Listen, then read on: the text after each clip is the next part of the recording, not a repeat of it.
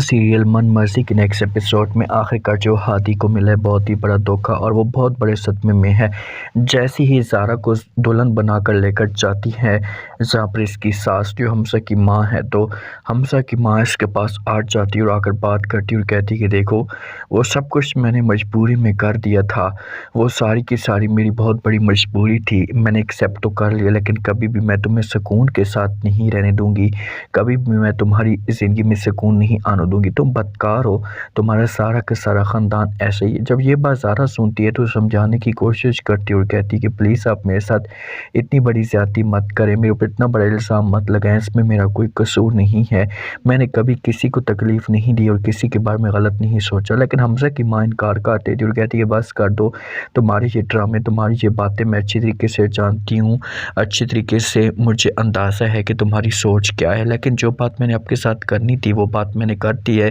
اگر تم چپ چاپ یہاں پر مزید نہ رہی، تنگ کرنے کی آپ نے کوشش کی تو میں ہمیشہ کے لیے تمہارے ساتھ وہ حشر کروں گی کہ تم منہ دکھانے کے قابل بھی نہیں رہو گی۔ تو بہت زیادہ پریشان ہو جاتی ہے یہاں پر سارا، آنکھوں کے اندر آنسو آ جاتے ہیں کیونکہ اس کے پاس کوئی اور جواب رہتا نہیں ہے۔ اس نے کوشش تو بہت کی تھی لیکن اس کی بات کے اوپر کوئی بھی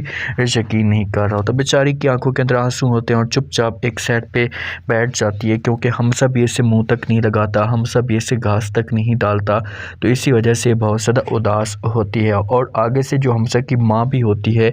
یہ بھی بار بار اسے دھمکیاں دیتی ہے، اسے بھی بار بار اسے وارننگ دیتی ہے۔ دوسری طرف آپ لوگوں کو یہ بھی انٹرسٹنگ اور کمال کا جو سین دیکھنے کو ملنے والا ہے کہ جب سارا یونیورسٹی کے اندر جاتی ہے تو ہادی اسے دیکھ لیتا ہے، تو ہادی اس کے پاس آتا ہے اور آ کر بات کرنے کی کوشش کرتا اور کہتا ہے کہ دیکھو سارا، جو کچھ بھی ہونا تھا وہ تو ہو چکا ہے، تم نے ایسا کام کیوں کیا ہے، آپ کو پتہ ہوا ہے کہ آپ کے ساتھ جیسی ہوئی ہے تو پھر آپ اس جگہ قدم نہ اٹھاتی۔ جب یہ بات آگے سے فوراً زارا سنتی ہے تو ہادی کو صاف الفاظ میں انکار کر دیتی ہے، کہتی ہے کہ جو کچھ بھی ہونا تھا وہ تو ہو چکا ہے،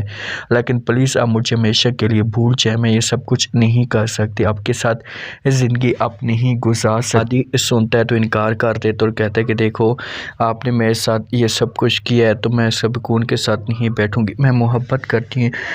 کرتا تھا آپ کے ساتھ لیکن آپ نے میرے ساتھ اتنی بڑی ناانصافی کی ہے، آخرکار کس وجہ سے کی ہے، ایک بات یاد رکھنا، میں آپ کو ایسے سکون کے ساتھ نہیں رہنے دوں گا۔ سارا جب یہ بات سنتی تو سمجھانے کی کوشش کرتی اور کہتی کہ آپ کے لیے بہتر یہی ہوگا